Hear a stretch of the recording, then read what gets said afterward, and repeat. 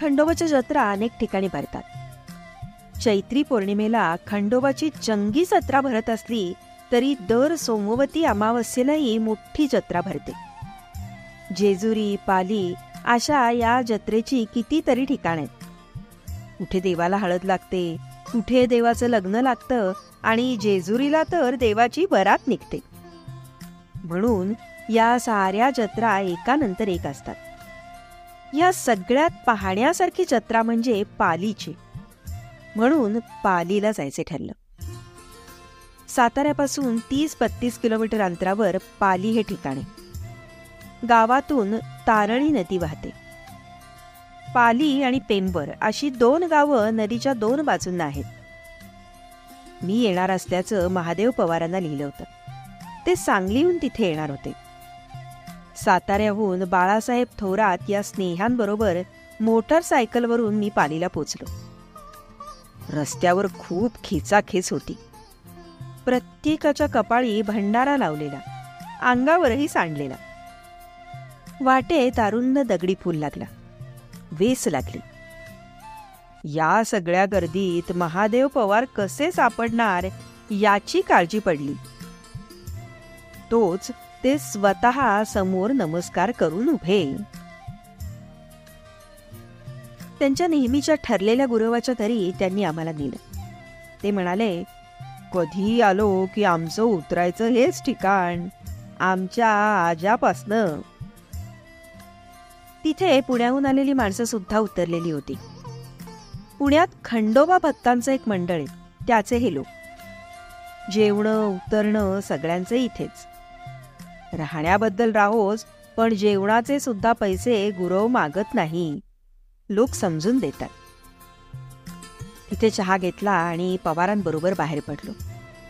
सगळीकडे भंडाऱ्याच्या पिवळ्या रंगाचं साम्राज्य होतं. लोक जाता येता हाताने भंडारा हवेत उधळत होते. बऱ्याच जणांच्या हातात बांबूच्या जाडजूड काठ्या होत्या. रस्त्याच्या कडेनी अशा काठ्या विकणारे लोक सुद्धा उभे होते.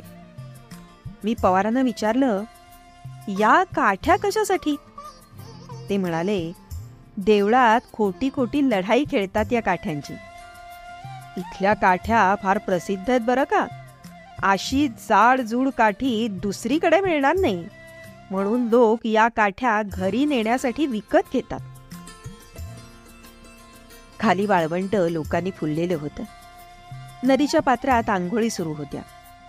लुगडी धोत्र हातात धरून ती वाऱ्यावर वाळवणं चाललं होतं.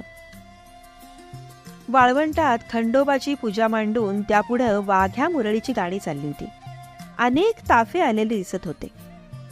आपापलं कोंडाळं करून प्रत्येक ताफा गाणी म्हणत होता, नाच करत होता. जाणाऱ्या येणाऱ्यांपैकी एखाद दुसरा थांबे, एखादा मिनिट गाणं ऐके, नाणं थाळीत टाकून पुढे जाई. प्रेक्षक नसतानाही ही कलावंत मंडळी नाचगाणं करत होते, आपली सेवा रुजू करत होते. दुपारी देवळात आलो. जुन्या पद्धतीचं दगडी देऊळ.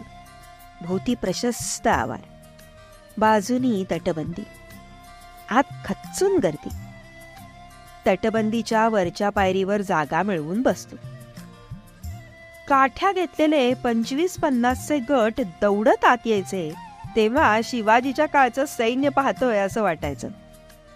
त्यातला एक जण खाली अर्धवट बसायचा.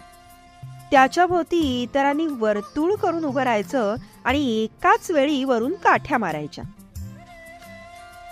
आतला माणूस आपल्या हातातली काठी तिरपी धरून एकदा इकडे एकदा तिकडे असं करून त्या काठ्या आपल्यापर्यंत भिडू देत नसे. ते बघायला मोठं गमतीचं वाटे. वरनं लोक इतक्या वेगाने काठ्या खाली आणायचे की त्यातली एखादी बसली तर खालच्याचं डोकं फुटेल की काय अशी भीती वाटायची. देव देवळातून बाहेर येण्याची लोक वाट पाहत होते. शेवटी बऱ्याच वेळानं डोक्यावर शिंदेशाही पगडी, ऐतिहासिक काळात घालत होते तसा अंगात छटा आणि त्यावर रुंद पट्टा अशा वेशातला एक प्रौढ माणूस दिसला. त्याचे ते कपडे जुने आणि विटके होते. गळ्यात कवड्यांच्या माळा होत्या आणि त्याच्या हातात उपरण्यात बांधलेले देव होते. लोक काठ्या वर करून ओरडू लागले, तो माणूस त्या उसळत्या समुद्रात शिरला. लोक त्याला पुढे सरकायला विरोध करू लागले. तो परत देवळापर्यंत जायचा. वरनं फक्त त्याची पगडी पुढे मागे होताना दिसायची आणि त्यावरून तो कुठे ते कळायचं. त्याच्या बाजूचेही काही सैनिक असावेत. त्यांच्या मदतीनं त्यानं जोरदार मुसंडी मारली आणि सगळ्यांवर मात करून तो तटापाशी पोचला. लोक भंडारा हवेत उधळत होते. मूठ घेऊन हवेत भिरकावली की पिवळं कारंजच उडे. केसात, कपड्यांवर, चेहऱ्यांवर भंडारा माखलेला होता. मी सुरुवातीला भंडाऱ्यापासून बचाव करायचा प्रयत्न केला, पण नंतर तो नाद सोडून दिला. भंडाऱ्यांनी मी पूर्ण माखला गेलो. हळूहळू काठीवाल्यांच्या पार्ट्या बाहेर पडू लागल्या. एकेकाला 4-4, 6-6 बैलजोड्या जुंपलेले मोठमोठे रथ बाहेर उभे होते. एक जण म्हणाले, यांचे नंबर ठरलेले असतात मानाप्रमाणे. त्यातला नंबर सोडून कुणी पुढे जायचा प्रयत्न केला तर इथे एका मिनिटात मोठी दंगल उसळेल. खेचाखेचीतून पुढे सरकत होतो.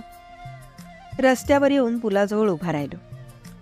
महादेव पवार म्हणाले, आपण इथेच थांबू, म्हणजे इथनं देव बाहेर पडताना बघायला मिळेल.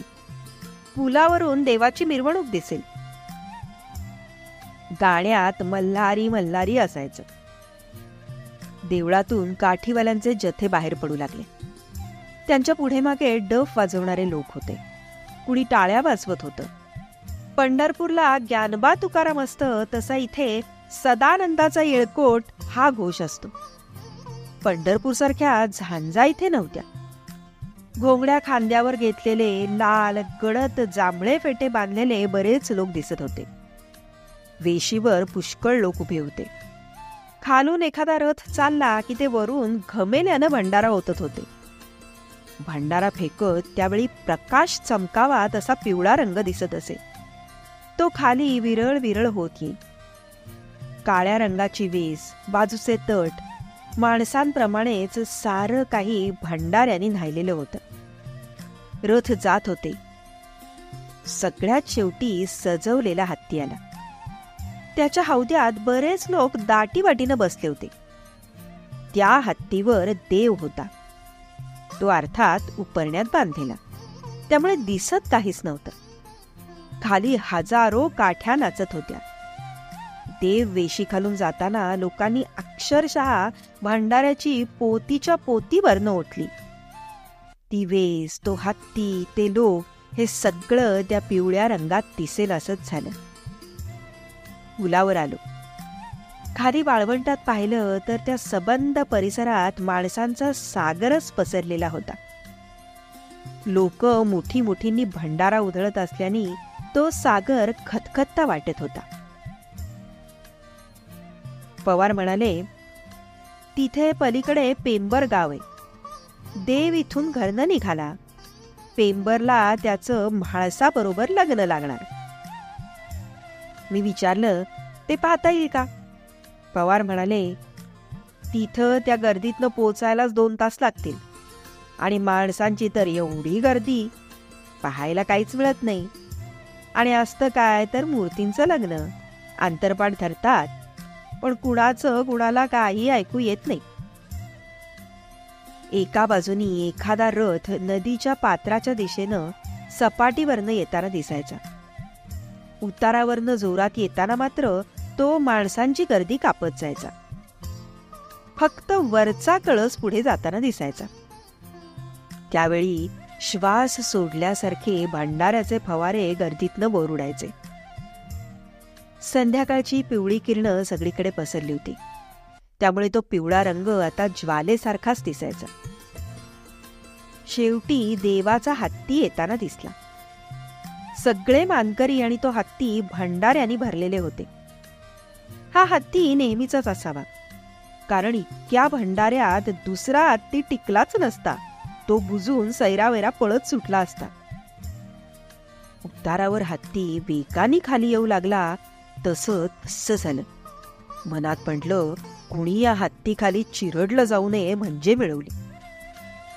यावेळी तर इतका भंडारा उधळला गेला की सगळ्या सागरानंच पेट घेतलाय असा भास झाला.